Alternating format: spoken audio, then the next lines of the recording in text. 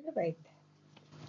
Днес ще се спрем на изключително важна тема, не само за матурата по предприемачество, но и за икономиката на всяко общество и за живота на всеки един човек. А именно, кои са основните икономически въпроси, кои са основните икономически проблеми и причината за тяхното възникване, съществуване, развитие. Основният проблем на икономиката е, че ресурсите са ограничени и оскъдни. Помислете, природните богатства като нефт, газ или въглища не са безкрайни. Ако се използват прекомерно, те се изчерпват. А за да се добият нови или да се открият възможности, алтернативи за заместването им, е нужно много време и огромни усилия. Същото важи и за хората. Никой не може да работи 24 часа в денонощието.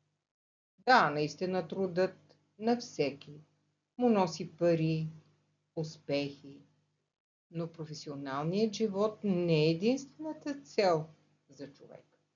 Всеки има нужда от почивка, от релакс, от свободно време, срещи с приятели, спорт, пътуване, семейство. И докато ресурсите са ограничени, потребностите на хората са различни. Растат постоянно и по същество те стават неограничени. Например, днес вашето семейство се стреми да има прилично жилище. Утре вече иска по-голямо. Иска да е мезонет, иска да е на ривиерата. Днес човек си купува смартфон, а след година, даже и по-скоро, желае за по-нов модел, с повече функции и екстри. Днес учениците имат нужда от учебници и интернет, а утре от лаптоп, курсове, пътувания. Ето защо се появява основният икономически проблем за всяка една икономика. Ресурсите са ограничени, потребностите неограничени. Резултатът е дефицит, а именно недостиг на ресурси спрямо нуждите на хората. И именно заради този дефицит икономиката трябва постоянно да избира и да отговаря на 3 ключови въпроса. Какво да се произвежда? Например, трябва ли една страна да произвежда повече хляб и основни храни? Или да насочи ресурсите си към сладкарски изделия и луксозни продукти? Втори въпрос. Как да се произвежда?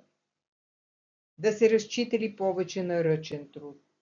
Или да се използват машини, съвременни технологии? На трето място, за кого да се произвежда? Ако една фабрика произвежда 1000 чифта обувки, ще ги продава ли свободно на пазара? Ще ги изнася ли за чужбина? Или държавата ще се намеси и ще осигури обувки за хората, които не могат да си ги позволят? Ето защо. Запомнете. 3 основни икономически въпроса за всяка една икономика, национална или световна, е: какво да се произвежда, как да се произвежда, за кого да се произвежда. И когато във вашия тест за матура се появи въпросът: